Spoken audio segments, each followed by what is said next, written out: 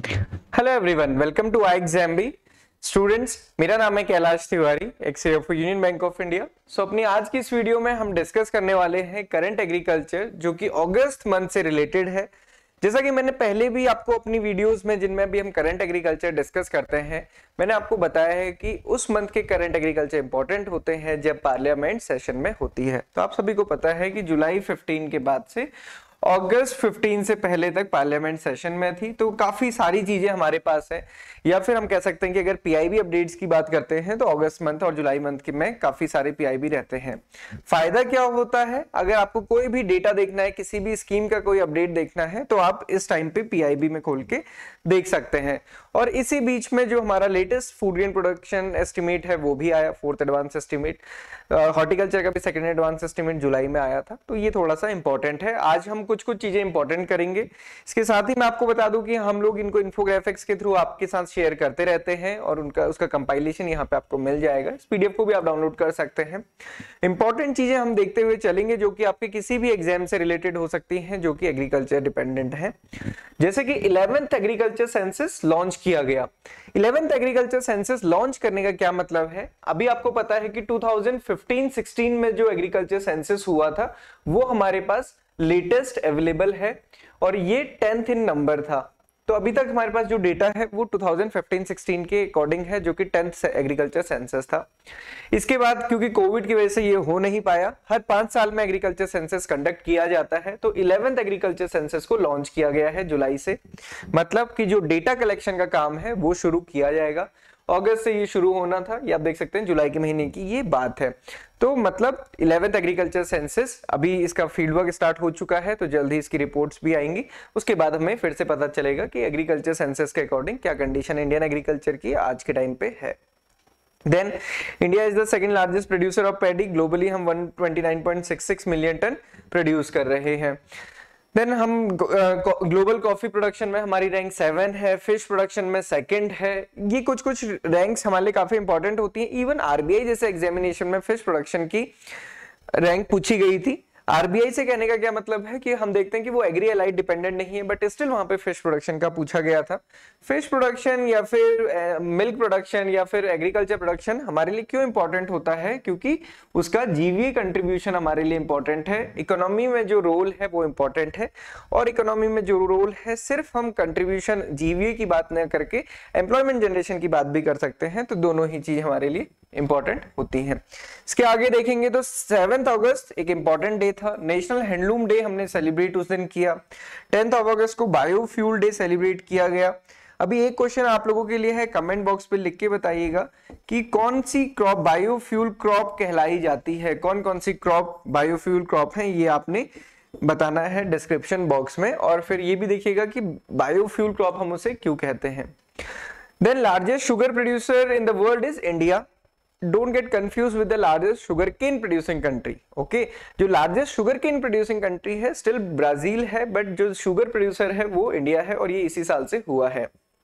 Recently आपने देखा होगा कि बिहार में 5th जीआई टैग दिया गया, और वो बिहार के मिथिला मखाना को दिया गया है। तो मखाना कैसे ऑब्टेन किया जाता है ये एक अलग चीज है। Then India ranks first in the global milk production. Similarly India also ranks first in the pulse production. हम पल्स प्रोडक्शन में भी फर्स्ट हैं। पल्स प्रोडक्शन की बात मैंने क्यों बताई यहाँ पे, पल्स एंड मिल्क में हम फर्स्ट प्रोड्यूसर तो हैं, बट साथ ही साथ हम फर्स्ट कंज्यूमर भी हैं। मतलब सबसे ज्यादा कंज्यूम भी हम ही करते हैं, हमारी कंजम्पशन रिक्वायरमेंट भी ज्यादा है। और मैं आपको बताऊं कि जिस हिसाब से हमारे पास लाइव स्टॉक की पॉपुलेशन है, उस हिसाब से अभी भी हमारा प्रोडक्शन बहुत अच्छा नहीं है, क्योंकि जो हमारी ब्रीड्स हैं या फिर हमारी जो कैटल हैं वो उतना अच्छा अभी भी मिल्क नहीं करती हैं। Then storage for agriculture produce.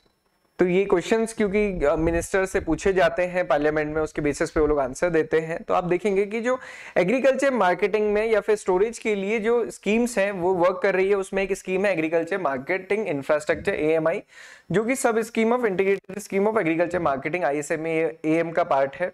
Important क्या चीज है, इसके अंदर गवर्नमेंट सब्सिडी प्रोवाइड करती है 25% and 33% capital cost of the project based on the category of eligible beneficiary की।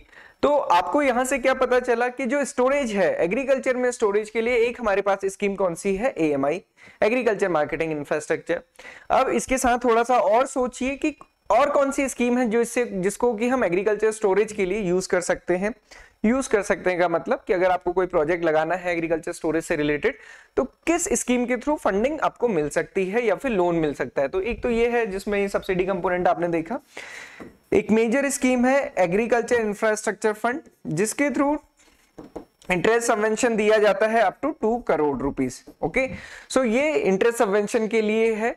और ये कौन सी स्कीम है? Agriculture infrastructure fund. तो ये भी थोड़ा सा ध्यान रखने कि इसके थ्रू भी हम एग्रीकल्चर इंफ्रास्ट्रक्चर में इन्वेस्ट कर सकते हैं। Then government scheme raising the farmers income, ये एक इंपॉर्टेंट टॉपिक है क्योंकि जो फार्मर्स इनकम को डबल करने की बात कही गई थी वो कही गई थी 2022 तक के लिए। ओके, अभी तक उसके लिए कोई हम कह सकते हैं कि सॉलिड डेटा या फिर जो रिपोर्ट है गवर्नमेंट की बेसिस से वो अभी नहीं आई है। तो जब ये क्वेश्चन पूछा गया तो गवर्नमेंट ने बताया था कि जो एनएसएस 77th राउंड है उसके अकॉर्डिंग जो सैलरी या फिर हम कह सकते हैं इनकम फार्मर की है, तो एनएसएस का 70th राउंड हुआ था 2012-13 में, उसके बाद 77th राउंड हुआ 2018-19 का। इन दोनों का डेटा हमारे पास है। 70th राउंड में 6,426 थी इनकम, 77th राउंड में 10,218। तो ये डेटा दिया गया, तो और ये भी हमारे पास लेटेस्ट है एज ऑफ नाउ। देन उसके बाद एफआरपी फिक्स किया गया शुगर केन के लिए। एफआरपी की अगर हम बात करें तो फेयर एंड रेमुनरेटिव प्राइसेस होता है जो कि गवर्नमेंट ऑफ इंडिया फिक्स करती है शुगर केन फार्मर्स के लिए। और ये जो फिक्स किया गया है ये शुगर सीजन 2022 एंड 23 के लिए किया गया है, ये ध्यान रखिएगा।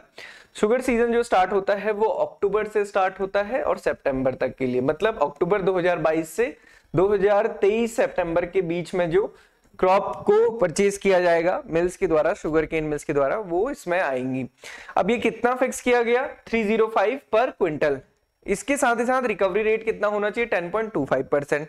अगर 10.25% से रिकवरी रेट ज्यादा या कम होता है उसके अकॉर्डिंग अलाउंसेस मिलते हैं या फिर उसके अकॉर्डिंग डिडक्शन होता है। मतलब अगर इसमें 10.25% का मतलब क्या है? हम ये देखते हैं कि एक क्विंटल में इतना परसेंटेज शुगर निकलना चाहिए, मतलब एक क्विंटल जो हमारे पास शुगर केन है उससे हमारे पास शुगर कितने निकल रही है उसकी रिकवरी 10% होनी चाहिए। सो 3.05 पर quintal for each 0.1 increase in recovery and about 10.25% deduction अगर वो कम होता है। अब कम अगर होता गया तो उसमें भी एक लिमिट लगाई गई है, बिलो 9.5% इसको स्टैग्नेट कर दिया जाएगा। 125 पर क्विंटल शुगर केन का तो प्राइस मिलना ही मिलना है किसी भी कंडीशन में, चाहे शुगर प्रोडक्शन कुछ भी हो। अब आप देख सकते हैं यहाँ पे कंपैरिजन के लिए गवर्नमेंट ने बताया कि जो A2+FL कॉस्ट है शुगर केन की जो गवर्नमेंट पे कर रही है, actually paid out of cost imputed value of the family labour for the sugar season is 162 पर क्विंटल, और गवर्नमेंट कितना दे रही है? 305। तो मतलब उससे ज्यादा गवर्नमेंट दे रही है, 88.3% over the cost of production government provide कर रही है, ये गवर्नमेंट ने बताया। बट कैलकुलेशन किसके बेसिस पे है? A2+FL के बेसिस पे ही है। Then food processing sector contribution to the GDP, again ये एक इंपॉर्टेंट सेक्टर है, मिनिस्ट्री ही बनाई गई है food processing industry, ministry of food processing industry. तो अभी देख सकते हैं कि इसमें जो इंपॉर्टेंस है, इंपॉर्टेंस किस चीज की है? एग्रीकल्चर में तो प्रोडक्शन है, यहाँ पे क्या है? प्रोसेसिंग है। जो प्रोड्यूस हो चुका है उसी को कैसे हम यूज करें या फिर उसमें क्या वैल्यू एडिशन करें कि उससे हमको इनकम और ज्यादा मिल सके, चाहे वो शेल्फ लाइफ इंक्रीज करने की बात हो या फिर चाहे प्रोडक्ट का फीचर चेंज करने की बात हो। तो अगर कंट्रीब्यूशन ऑफ फूड इंडस्ट्री का देखेंगे तो GVA in the food processing sector from 1.34 lakh in 2014-15 से कितना हो गया? 2.37, और जो कंपाउंडेड एनुअल ग्रोथ रेट है वो कितना है? 9.97। इसलिए गवर्नमेंट का इसमें फोकस भी ज्यादा है। इंपॉर्टेंट ये इसलिए भी है क्योंकि अगर आप देखेंगे हमारे maximum agriculture produce Indian country में डायरेक्ट सेल किए जाते हैं, और उस समय बहुत ज्यादा डिमांड नहीं होने की वजह से बहुत सारी चीजें खराब भी होती है। जैसे अभी प्रेजेंट में आप कंडीशन देख रहे होंगे एमपी में जो लहसुन के फार्मर्स के साथ हो रहा है। सो ministry of food processing industry ने इसके लिए 3 स्कीम भी लेकर आए, प्रधानमंत्री किसान संपदा योजना, prime minister formalisation of micro food processing enterprises, new production linked incentive scheme, so that की प्रोसेसिंग में अगर ये चीजें आएंगी तो फार्मर को भी बेटर प्राइसेस मिल पाएंगे, हमारा प्रोड्यूस वेस्ट नहीं होगा और उसकी शेल्फ लाइफ भी इंक्रीज होगी। ये 3 मेन एम इसके पीछे रखे गए। देन मिशन अमृत सरोवर, तो मिशन अमृत सरोवर हमने कई बार डिस्कस किया। मिशन अमृत सरोवर क्या है, बेसिकली 24 अप्रैल 2022 को मिशन अमृत सरोवर लॉन्च किया गया। स्पेशल डे होता है, नेशनल पंचायती राज दिवस के रूप में हम उसको मनाते हैं। मिशन अमृत सरोवर को लॉन्च किया गया। एम क्या है, इन सीटू वाटर कंजर्वेशन या फिर वाटर कंजर्वेशन हम सीधे इसको कह सकते हैं। तो क्या प्रण लिया गया कि हर एक डिस्ट्रिक्ट में 75 वाटर बॉडीज बनाई जाएंगी, और इसके लिए जो एम रखा गया वो कितना है, 15 अगस्त 2023। और सारी ही चीजें इसके पोर्टल में, अगर आप मिशन अमृत सरोवर का पोर्टल खोल के देखेंगे तो आपको पता चल जाएगा कि क्या उसमें प्रोग्रेस है, कितने साइट्स आइडेंटिफाई किए हैं, कितनों पे वर्क चल रहा है या कितने कंप्लीट हो चुके हैं। इसके साथ ही साथ जो मिशन वर्क कर रहा है वो वेरियस स्टेट, सेंट्रल गवर्नमेंट और इनकी स्कीम्स के साथ ही साथ कर रहा है, जैसे कि मनरेगा scheme, 15 finance commission grants, Pradhan Mantri Krishi Sinchai Yojana, sub scheme such as watershed development, हर खेत को पानी, इन सारे स्कीम्स के साथ ही साथ। देन फोर्थ एडवांस एस्टीमेट, जो कि मैंने आपको बताया था कि अगस्त में रिलीज हुआ, 17 अगस्त को ये आया था फोर्थ एडवांस एस्टीमेट। तो फोर्थ एडवांस एस्टीमेट के अकॉर्डिंग आप देखेंगे जो हमारा राइस का प्रोडक्शन है ये 130.29 मिलियन टन है। व्हीट का प्रोडक्शन लास्ट ईयर 109.52 था, इस बार ये 106.84, मतलब ये डिक्रीज है। पैडी में तो इंक्रीज है बट इसमें डिक्रीज है, और डिक्रीज होने का क्या रीजन है, जो हीट वेव थी उस टाइम पे मार्च और अप्रैल के टाइम पे, जिसकी वजह से कि प्रोडक्शन हमारा बहुत कम हुआ, बहुत कम भी नहीं बट स्टिल काफी कम हुआ है। इंपॉर्टेंट ये है कि टोटल फूड ग्रेन प्रोडक्शन 315.72 है, लास्ट ईयर ये 308.62 था। इस बार के लिए टारगेट किया गया था 307, बट हमने उसको ओवर अचीव किया है 315.72 मिलियन टन, ये है, ये इसको आपको ध्यान रखना है। देन कैबिनेट ने अप्रूव किया interest subvention 1.5% per annum on the short term agriculture loan up to the 3 lakh rupees. तो ये आपको पता ही है कि MISS जो स्कीम है, मॉडिफाइड इंटरेस्ट सबवेंशन स्कीम, उसके थ्रू क्या होता है कि जो बैंक्स का बेंचमार्क रेट होता है वो 9% होता है। 9% मतलब मैक्सिमम वो इतने तक चार्ज कर सकते हैं। अब गवर्नमेंट कहती है कि आप 9% मत चार्ज कीजिए, 2% हम आपको इंटरेस्ट सबवेंशन कंपोनेंट दे देंगे, आप फार्मर से केवल 7% चार्ज कीजिए, और इसमें भी अगर फार्मर टाइम पे रीपे कर रहा है तो उसको 3% के एडिशनल प्रॉम्प्ट सबवेंशन दीजिए, सो दैट कि वो मोटिवेटेड रहे आगे भी जल्दी जमा करने के लिए। तो 4% का उसको नेट इफेक्टिव इंटरेस्ट रेट पे करना होता है। अब क्या हुआ था कि कुछ साल से 2020 के बाद आप देखेंगे तो ये 7% पे ही चल रहा था, मतलब जो बैंक्स थे MCLR काफी कम था, उसकी वजह से क्या था कि ये 7% या फिर इसके आसपास ही था। तो बैंक्स अपने फंड से ही मैनेज कर रहे थे, गवर्नमेंट को एडिशनल इंटरेस्ट सबवेंशन पे करने की जरूरत नहीं पड़ रही थी, गवर्नमेंट 3% पे कर रही थी। बट अभी आपने देखा कि रेपो रेट इंक्रीज किए गए तो ये जो रेट ऑफ इंटरेस्ट है 7% से काफी ज्यादा आगे चला गया। तो इस केस में गवर्नमेंट ने कहा कि हम 1.5%, मतलब कि अगर 8.5% तक भी है तो जो 1.5% का डिफरेंस है वो गवर्नमेंट ऑफ इंडिया बैंक्स को प्रोवाइड करेगी, आपको 7% पे ही कंटिन्यू करना है। तो ये इसका मतलब था।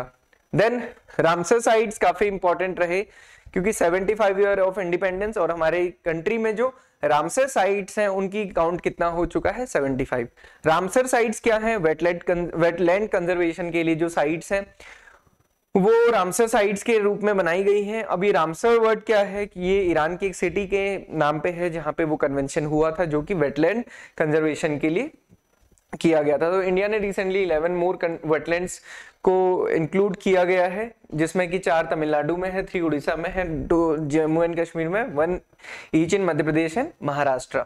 ओके, तो ये इससे रिलेटेड है, ये आप देख सकते हैं। और इससे रिलेटेड नाबार्ड के प्रीलिम्स में भी क्वेश्चन पूछा गया था। आई थिंक टम्पारा लेक किस स्टेट में है, यही क्वेश्चन पूछा गया था। Then India is the 4th largest producer of oil seed in the world. तो हम ऑयल सीड में कितने हैं, 1/4, मतलब 4th हमारी रैंकिंग है। National food security mission oil seeds operating in all district to enhance the production and productivity.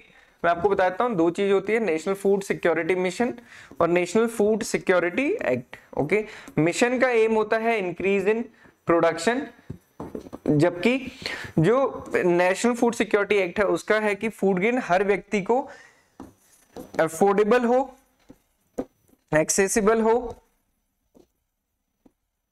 और available हो। ओके, 3A के रूप में आपको याद रखना है। देन इसके साथ ही साथ 1 नेशन 1 रेशन कार्ड है। तो आप देख सकते हैं कि अभी ये लगभग 36 स्टेट्स में एक्टिव है। India is the 2nd largest producer of wheat in the world. Then India is the second largest producer of the tea globally, also 75 Ramsar site in 75 years. So this is all about the current affairs related to the August. इसके अलावा भी बहुत सारी news थी, वो हमने इसमें include नहीं की है, जो इंपॉर्टेंट थी वही हमने इंक्लूड किया। अदरवाइज आप देखेंगे PIB is full of news, चाहे एग्रीकल्चर मिनिस्ट्री का हो चाहे रूरल डेवलपमेंट मिनिस्ट्री का हो, तो आप वहां से पढ़ सकते हैं। ये हमने जस्ट आपको भी प्रोवाइड किया है, पीडीएफ भी आपका मिल जाएगा। इसके अलावा नाबार्ड ग्रेड ए फेज 2 के लिए, क्योंकि वहां पे डिस्क्रिप्टिव आंसर राइटिंग है, तो डिस्क्रिप्टिव आंसर राइटिंग के लिए आपको जो बुक्स हैं उनको पढ़ना जरूरी है। पीआईबी भी आप पढ़ सकते हैं, उससे क्या होता है कंटेक्स्ट बनता है, आप अच्छे इफेक्टिव आंसर लिख पाएंगे। इसके अलावा अगर आप हमारा कोर्स लेना चाहते हैं तो आप कोर्स ले सकते हैं। प्रीवियस ईयर पेपर जरूर सॉल्व कीजिएगा, उससे आपको आइडिया मिल जाएगा। हमारे जो मॉक टेस्ट है या प्रीवियस ईयर पेपर है, हमने वो डिस्क्रिप्टिव फॉर्मेट में ही रखे हुए मॉडल आंसर्स भी प्रोवाइड किए हैं, तो आप उन्हें चेक कर सकते हैं। So this is all for today. So thank you everyone for watching this video and have a good day ahead.